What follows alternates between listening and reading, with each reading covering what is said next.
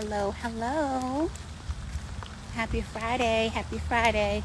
It's another overcast day, but at least it's not raining. So I'm gonna make this live pretty quick, but this is one of the most popular questions I get from new speakers. So I thought it'd be good to take time just to do a live video and address this topic here, because I know if one person has asked me, I know other new speakers are wondering the same thing. It was something I'm sure I wondered when I first started, but I'm gonna give you some gems here that'll hopefully put you on the right path. Okay, so today we're going to talk about 3 reasons why you are not getting speaking engagements. Okay, 3 reasons why you are not getting speaking engagements. So this is going to be very helpful if you're any kind of speaker, but especially if you are a new or emerging speaker. The first reason that you are not getting speaking engagements is because you are not maximizing the free speaking engagements that you do have. You are not taking advantage, full advantage of the free opportunities that you have now to speak. Okay? So when you are first starting out as a speaker, you probably are going to be speaking for free for a few engagements. This is not a bad thing. This gives you practice to get in front of a new audience. So that's going to build your confidence up the more that you're speaking in front of people. Secondly, it's going to get you more visibility. People are going to know who you are. You'll start having people who may follow you on social media. They want to keep in touch with you. Obviously, they were there in the audience for a reason. So they're interested in what you're talking about. So it's not always bad. It's not a bad thing to do free engagements. I did a few when I first started out. So this is what I mean by you are not maximizing speaking engagements. You're a new speaker. You've been asked to speak. You are so happy. Your heart is racing with excitement. You're jumping for joy. You go speak. You do a great job. The audience claps for you. The event organizers tell you you did a bang-up job. Great. You are on a high. And then you leave and go home. This is what new speakers do a lot of the time with their speaking engagements. This is what you don't want to do. Even though you are not getting paid for this engagement, you can still get paid. You can still get something out of it that's going to help you in the long run to get paid speaking engagements. Okay? This is what you need to do to take full advantage of those speaking engagements. I'm going to have a seat. Number 1, get footage. Okay? Get video footage. Get pictures taken, pictures of you while you are speaking to the audience. You in action, in other words. Get pictures of you interacting with the audience. Okay? Those are good photos to have as well. Have video taken of you while you are giving your presentation. This is going to tie into my next reason, but get video footage. If they cannot supply a videographer, you do it yourself. Okay? Have someone come with you, bring a tripod, have a nice camera, or your cell phone. If your cell phone is really good quality, good resolution, that's going to capture you clearly. But record this speaking engagement, okay? Get a testimonial from the person who brought you in, because they thought you did such a fabulous job. Get a testimonial from them. They will be glad to give you one. You served their audience, you gave them what they were looking for and more. Get a testimonial. Get testimonial from some audience members if you can. The people who were actually there listening to you, who were getting the gems, who were getting the value from you. Get testimonials from them about what they learned from you, how it was valuable for them, what they thought about you as a speaker. Oh, Lisa was so energetic. Lisa is knowledgeable. Lisa kept our attention. She's so passionate clearly about this topic. It shows through. Get testimonials, as many as you can. Okay? How you can do this, you can set up a simple Google form, which you can send to the event organizer so they can fill it out, and they can also send it out to attendees. Okay, that's one way you can do that. A simple Google form, which is free. But you need to maximize every single free opportunity. Don't think just because it's free, I'm just gonna go do this and that's that. I'm on to the next. Maximize, milk that opportunity. Get lots of photos, get video footage, get testimonials. Okay? This is going to lead me into my second reason why you are not getting speaking engagements. You are not living where your target audience is. The audience, the people who would bring you in to speak to their groups. I know a lot of people are on Instagram. Sorry about that. I know a lot of people are on Instagram, which is great. Instagram, I think, is the largest social media network. I could be wrong. I think that's still correct. So almost everybody is on here from all different industries, different topics people are interested in. Everybody's here.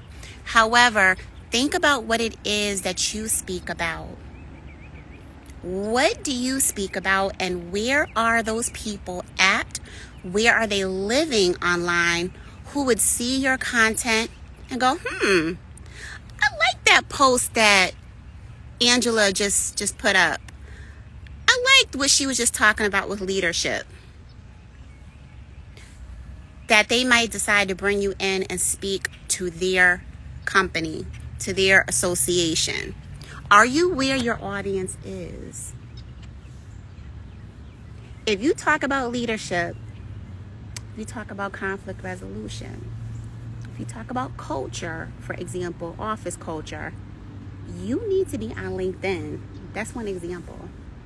That's where your audience, they're mainly going to be on LinkedIn. That's not to say they won't be on Instagram or anything else like that. They're going to be on LinkedIn.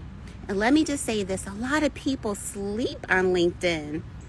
A lot of people are on LinkedIn. It's not just corporate folks. A lot of people are there. Okay? If you are someone who is in the designer space, interior design, let's say, you need to be on Pinterest.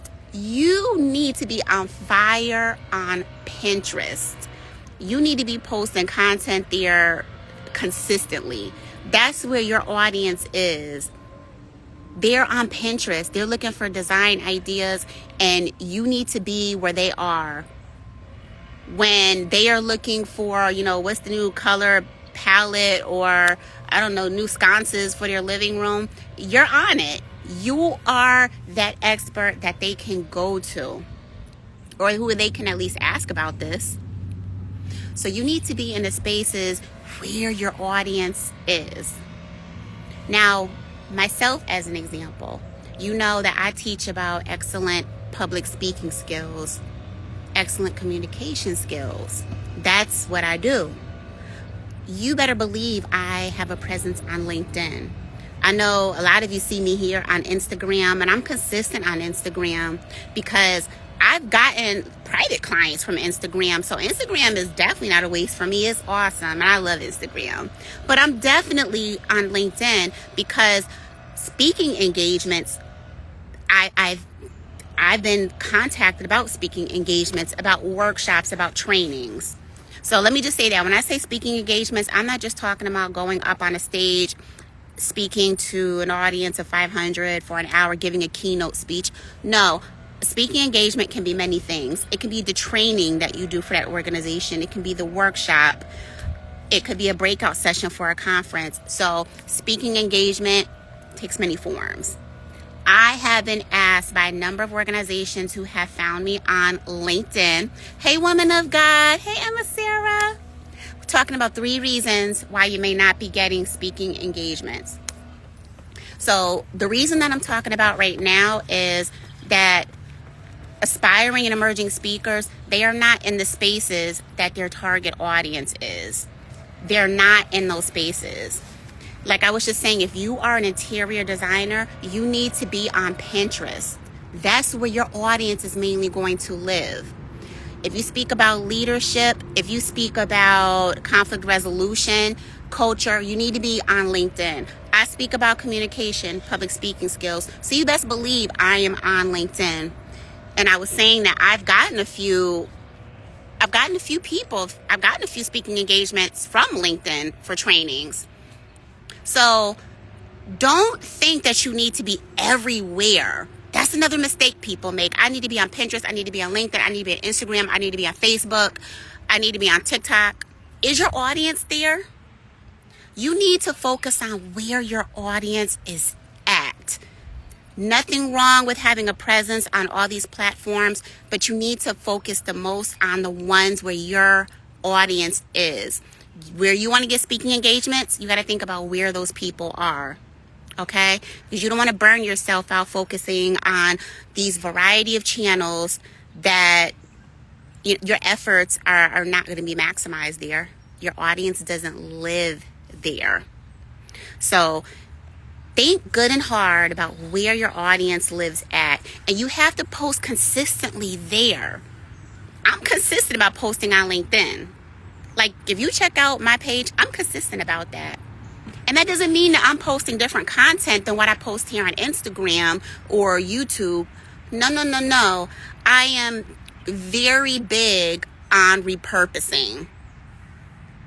People make the mistake and think that whatever they post on LinkedIn or Instagram or Facebook, everything has to be different. It does not.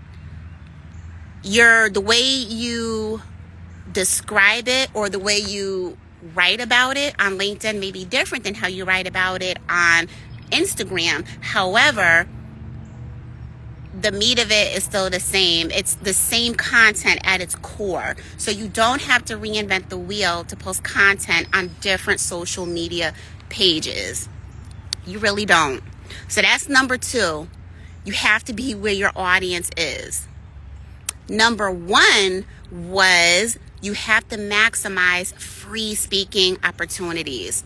A lot of people do not post. They do not maximize their free speaking opportunities. I don't use LinkedIn much. What types of posts are common for LinkedIn? Well, Emma Sarah, let's think about what you do. Like, you are so inspirational. You are motivational. You really want to see mothers change the world. Literally, your platform is Mother of Change TV. There are lots of moms on LinkedIn. There are Christians on LinkedIn. Like, people who openly post about their faith. I know sometimes people think that LinkedIn is very corporate and maybe this is inappropriate to post on there. I post some Christian content and I follow other people who do as well. So you definitely have an audience there. There are women who need to hear your message. So I don't want you to think that just because my content, what I talk about, has it's more in the religious realm, that it wouldn't be right for LinkedIn. Like, one of my coaches, a coach I used to work with, she is a Christian business coach. She always brings up Christ in her messages. She is very clear. I work with Christian female coaches. She puts that right in her content. She talks about her offers. You can give tips. So to get back to your question, Emma Sarah, any kind of content, it could be tips, it could be videos, it could be articles. You can write articles, publish articles on LinkedIn. Don't believe the hype that people are only watching videos and they're not reading articles. A lot of people read articles. You just have to have something that people are going to want to read about, that they're going to want, that they have an interest in. But articles, like if you've done video, you do a lot of videos, a lot of live videos on Facebook. Look back at some of your content that you've done for those videos. You can make some of that into articles that you can publish on LinkedIn. I'm saying articles, but think of it like blog articles. They call it articles on LinkedIn. Or if you have your own videos, which you have saved to your phone, upload that to LinkedIn. I do that. A lot of my reels that I do on Instagram and TikTok, I take those same videos and I slap them right on LinkedIn. And, you know, in my caption, I'll elaborate a little bit more on the content in that video because you only have but so much time in the video. But, yes, articles, share your articles. I have articles on my own personal website, my website, RokitaJohnson.com. Guess what? I take those same blog articles and I put them on LinkedIn verbatim. You can have your content live in multiple places, and LinkedIn is free. You do not have to recreate the wheel. Wherever you have your other blogs posted, copy and paste, put it right on LinkedIn. Start there and let me know how that goes. But people do like articles. They like videos. There's something for everybody on LinkedIn. The third reason why you are not getting speaking engagements is let me lean in a little bit close. The third reason why, did that help?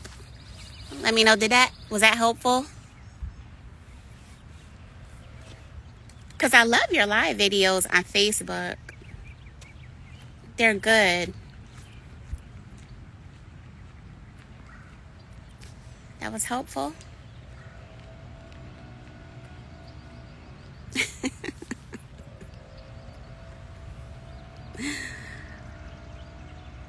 Awesome. Okay, awesome. Here's the third reason why you are not getting speaking engagements. It's because you are not a hunter. You are not a hunter. You are waiting for speaking engagements to come to you, in other words. It's great when speaking engagements do come to you. Like I said with me on LinkedIn, you know, people who saw my content and reached out. You got to be a hunter as well. And many new speakers are not hunters. An easy way, for example, to look for speaking engagements is to use the hashtag call for speakers. Hashtag call for speakers. You can do that on Twitter. You can do that on LinkedIn. You can do that here on Instagram. You will have a lot of different events that are going to come up. Everything is going to come up if you put call for speakers. So then you got to look at, okay, what can I do to narrow it down to what type of events I want to speak at, what my niche is. So for example, then you might type in hashtag Christian conferences, hashtag, or you can do this on Google. Let me say that too. You could type it on Google, call for speakers, call for Christian speakers. That's an example. Call for technology speakers. It takes legwork, but you will find a lot of events because everything is not always going to come to you. You really do have to be a hunter. And my friend Brian Olds and I were just talking about this. Brian is the president, the founder of Black Speakers Network. He and I were discussing this, that a lot of speakers think, okay, let me just submit my application for this event that's looking for speakers. Yes, you should do that. But also realize a lot of other people are going to be doing that as well. That's not to say you won't get that event. If they like what you propose, you can get that event. However, you also have to be very intentional and consistent and looking for your own events. So call for speakers is one way to do that. LinkedIn is amazing for finding events on there. People, I don't think, utilize LinkedIn enough. Call for speakers, you can do that. Some other ways is you got to look into your network. You have a sphere of influence. You have a circle of people who you don't even realize can be your next speaking engagement. They can be your ticket to your next speaking opportunity. Are you letting them know that you're looking for engagements? Do you have a speaker one sheet that you can send them that has the information, like your contact info, what your speaking topics are, who are past organizations that you've spoken at? All that type of information goes in a one sheet. If you don't know what a one sheet is, or you have no idea how to put one together, I do have a course. You can get the replay on my website that breaks down what it is that you need in a one sheet, and it gives you one sheet templates too. I did this workshop, this masterclass in December. The replay is on my website if you want to purchase it and get your one sheet together. But you got to be a hunter. A lot of engagements are not always going to come to you. You got to be diligent in looking for them. So try hashtag call for speakers, and then get more specific. Christian conferences. Women conferences. Sorry. Sorry, I had my thing block me out. Hi to your kids. Hi, guys. Oh, is it the boys? Your precious, handsome sons. But you really do have to be a hunter. Even with free speaking engagements, look up organizations like nonprofits, for example. Look for some nonprofits that you can speak at. It's a free engagement, but so what? Like I was saying with my first tip, you start somewhere and you maximize those free speaking engagements so that you can get paid speaking engagements. But look up who's in your area, a nonprofit that brings in speakers. They might have professional development workshops, for maybe the people that they serve. Look at your sphere of influence. Who's in your circle that you can contact, who you can send your information to and say, hey, I'm looking for speaking engagements. Call for speakers, do that. You can even hire someone off of Fiverr and tell them what kind of events you need them to scour the web for. Create an Excel spreadsheet for you so you can look at all of these events that are coming up. Do that. Hire a contractor off of Fiverr, someone who can do the research for you.